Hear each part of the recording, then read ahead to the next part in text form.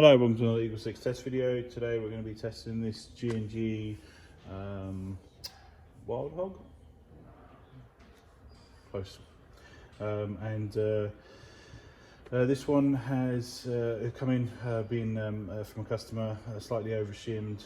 It's like sluggish performance, trigger response, rate of fire, that kind of thing. So so we've gone through and addressed those just to so basically a full reshim, what we call our sort of just normal service, where we basically just rebuild the gun from the ground up and see if there's anything we can sort of achieve, you know, in terms of you know, reduced resistance and increasing performance, that kind of thing. So so yeah, so we think we nailed it. So it's going pretty quick now at the moment, sort of chronoing around sort of rounds per second on a 7.4 is about 20 and about 30 on 11. So so 30 is obviously sort of pushing the limit, really sort of so obviously use at your own risk, obviously, with regards to 11.1 volt, but obviously we're going to test it out on 7.4, and I think that it's going pretty well. So so yeah,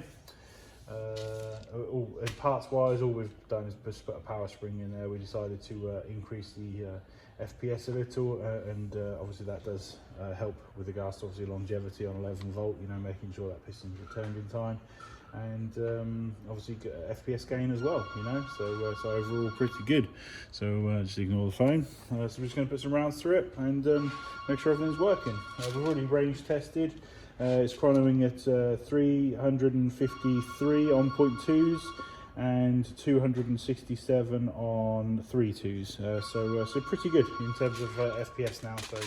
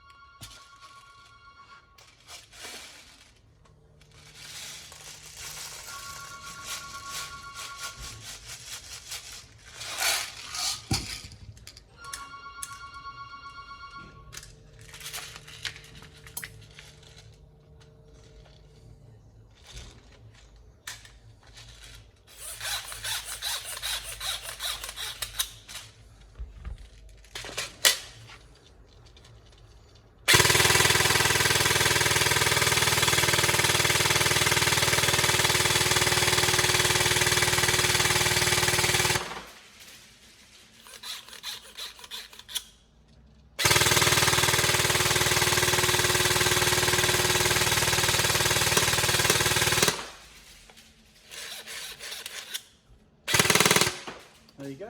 So going pretty well. As you can see, I think the rate of fire is plenty. I think it's going really well as is.